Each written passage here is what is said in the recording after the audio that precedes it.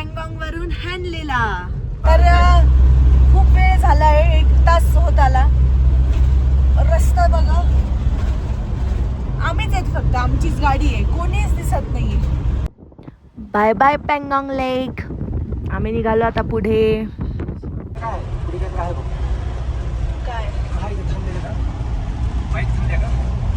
Bike आहे.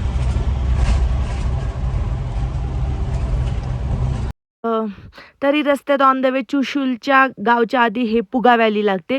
रील्समध्ये बघा कशी दिसते, आता सध्या बघा कशी होती. आम्ही आलोय आता ह्या गावामध्ये, चुशूल गावात.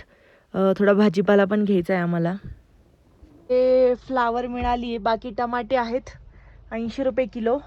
1 मिनिट हा बाबू.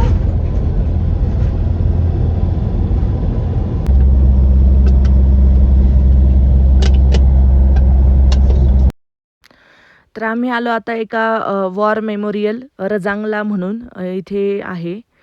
तर बघू मध्ये जेव्हा जाऊ तेव्हा माहिती देऊ.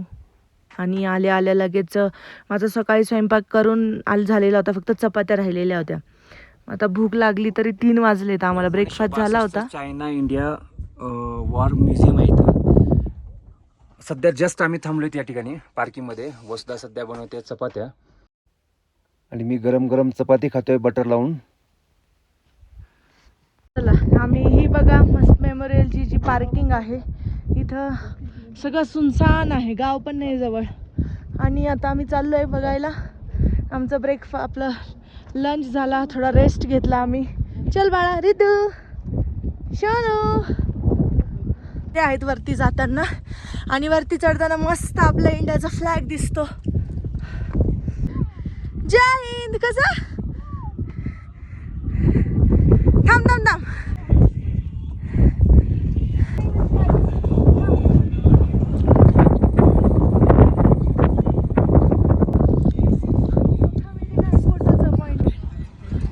आर्मीचेच एक गाईड आहेत. आम्ही आता एवढे जण आहोत, आम्हाला सगळ्यांना थांबून ठेवलं आहे. आणि आम्ही सगळे सोबत, ते येणार आमच्या सोबत आणि माहिती वगैरे सांगणार. आम्ही सगळे सोबत जाणार आहे आता मध्ये. निघालो आता, जस्ट वॉर मेमोरियल बघितलं. तर त्याचं असं होतं की जेव्हा तुम्ही पँगॉंग वरून हॅनलेला जातात, तुम्हाला रस्त्यामध्ये रजांगला लागतं. रजांगला ते वॉर मेमोरियल आहे. हा जो तुम्हाला डोंगर दिसतोय हा समोर, तर इथं ते युद्ध झालं होतं. तर झालं असं की जवाहरलाल नेहरूंनी हिंदी चीनी भाई करार केला होता, पण त्याच्यानंतर लगेचच चीनने धोका दिला आपल्याला. त्यांचं सैन्य ह्या डोंगराच्या मागून आलं आणि झालं असं की त्यांचे सैन्य खूप जास्त संख्येने होतं, जवळपास 3000. आणि तेव्हा आपलं भारतीय सैन्य फक्त 120 जवान होते. तर त्यांना लगेच इकडे आले आणि ते जे महत्त्वाचं जे नेतृत्व केलं होतं ते होतं शेतन सिंग यांनी, जे राजस्थानमधील जोधपूर आहे तिथले होते ते. तर 120 जणांपैकी 114 जण शहीद झाले होते. 4 जण होते की ते कैदी म्हणून चीनमध्ये गेले, प्रिझनर होते ते. आणि जे एक होते ते रिटर्न केले भारतीय सैन्याला सांगायला की असं असं झालंय म्हणून. तर झालं असं की सुरुवातीला भारतीय सैन्याला असं वाटलं की हे दिसत नाही, कारण ते बर्फामध्ये गाडले गेले सगळे शहीद झालेले जवान. मग ते आपल्या भारतीय सैन्याला वाटलं की हे पळून गेले, पण 3 महिन्यानंतर कळालं त्यांच्या ऍक्च्युली बॉड्या सापडल्या. त्यांच्यासोबत गन पण त्यांच्यासोबत होती. तेव्हा कळालं की शेवटच्या श्वासापर्यंत लढत होते. आणि झालं असं की ह्या सैन्याला, चीनच्या सैन्याला, हे जे रजांगला हे तर त्यांना घ्यायचंच होतं. ह्याच्या पुढे एक चुशूल गाव आहे, ते पण त्यांना घ्यायचं होतं. पण 120 जण एवढ्या शौर्याने लढले, त्याच्यामुळं चीन सैन्याला सुद्धा नवल वाटलं की एवढ्या कमी सैन्याने 1300 जवानांना चीनच्या मारलं. तर तुम्ही जर अजून तुम्हाला छान ह्या युद्धाचा फील घ्यायचा असेल तर 120 बहादूर मूवी आहे फरहान अख्तरची, तर ती मूवी तुम्ही नक्की बघा. आणि आता आम्ही जस्ट वॉर मेमोरियल झालं आमचं बघून आणि आम्ही आता चाललोय हॅनलेकडे. ते गाईड होते, जे आर्मी ऑफिसर होते, ते ॲज अ गाईड म्हणून त्यांनी आम्हाला सगळी माहिती दिली. मध्ये गेल्यावर 13 मिनिटाची डॉक्युमेंटरी ती पण तुम्ही बघू शकता. पण मध्ये फोटोज व्हिडिओ काही तुम्ही व्लॉग नाही बनवू शकत, त्यामुळे मी बाहेर आल्यावर तुम्हाला सगळी माहिती सांगितली.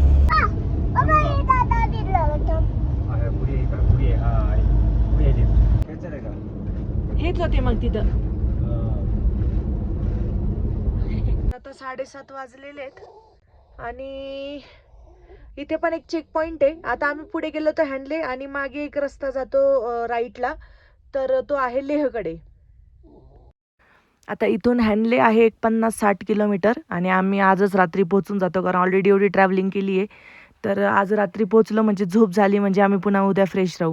तर आम्ही रात्री पोहोचलो इथे. हॅनले शहर आहे लडाखमध्ये. तर हे बघा तुम्ही, सगळं एकदम सुनसान, म्हणजे इथे तुम्हाला हिरवं झाडच दिसणार नाही. हे बघा. आणि आता आम्ही आज थोडं रेस्ट घेणार आहे. आता तर मी इथे स्वयंपाक चालू आहे आमचा. स्वयंपाक वगैरे झाला की जेवण करू. आणि माझे कपडे पण राहिले धुवायचे. आम्ही जरी फिरतोय तरी आम्हाला घरातल्या सगळी कामं करावी लागतात, कारण आम्ही घरच घेऊन फिरतोय. पण इथे हॅनले हे ठिकाण असं आहे की इथे ना कोणी जास्त येत नाही. पण इथे जर तुम्ही आलात ना तर इथे असं आहे खासियत की इथे सगळ्यात उंचावरची एक दुर्बीण ठेवलेली आहे आणि तिला कंट्रोल करतं बँगलोर मधून इस्रो. तर इथून आपल्याला जे आपण म्हणजे आपल्या उघड्या डोळ्यांनी म्हणजे विदाऊट टेलिस्कोप आपण ते चांदण्या मिल्की वे दिसते इथून. अजून आम्ही पण एक्सपिरियन्स नाही केलाय, आम्हाला दिसली. आता आम्ही उद्या वरती जे टेलिस्कोप आहे तो बघायला जाऊ. तुम्हालाही आमचा एक्सपिरियन्स नक्की शेअर करू. आणि हे तिघे गप्पा मारत बसलेत. तर हे बघा इथे दगडांचं असं चौकोनी बांधकाम केले पूर्ण स्क्वेअर मध्ये जनावरांसाठी. बघा आमची गाडी इथे लावलेली आहे आणि इथे वरती जायचंय आम्हाला उद्या. आता चाललो आम्ही दुकानात. तर मी बनवते चपात्या. नेक्स्ट दुसरा दिवस आहे आज आमचा हॅनलेमध्ये. आणि इथं आमचे कपडे पण सुकायला ठेवलेत. हे बघा. आणि आमचं पाणी संपलंय, पण झालं असं की आम्ही जिथे गाडी लावली आहे तिथे हँडपंप आहे. तर आम्ही झालो रेडी. सकाळ सकाळी मस्त ब्रेकफास्ट झालाय, छान छान फ्रेश झालं. काय रे माझा चष्मा घातला. छान आहे. मला घाल ना. हो. आणि आता चाललोय आम्ही इथं जे हॅनलेमध्ये जे बघायला येतात तर ते पण आम्ही तुम्हाला दाखवतो.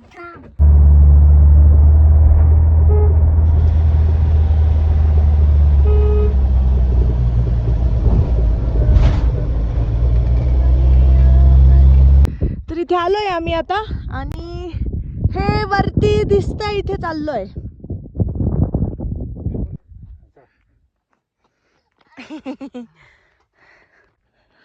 जा तिथपर्यंत पळत. तर हे आहे Indian Institute of Astrophysics welcomes the honourable finance minister Nirmala Sitharaman to the Himalayan Chandra telescope. आहे तर ह्या टेलिस्कोपचं नाव आहे हिमालयन चंद्रा आणि ही भारतातली सगळ्यात उंचीवरची टेलिस्कोप आहे. आपण चला मध्ये जाऊन बघू आता. Visiting hours 10 AM to 5 PM. 5 पर्यंत चालू असतं संध्याकाळी. चलो चलो चलो बाळा.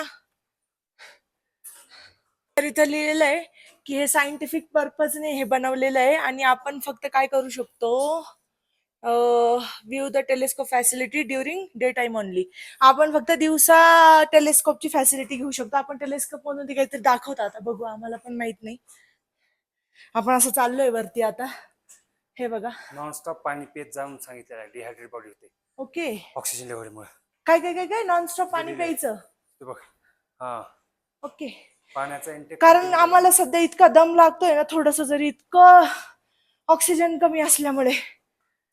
त्या ठिकाणी लिहिले बघ. हा हा इथे लिहिलेलं आहे. हे काय आहे माहिती आहे का? Please entry in visitor logs book request. तिथं आपल्याला एंट्री करायची होती वाटतं हर्ष. तुमचं नाव आणि नंबर लिहायचा आहे तिथे.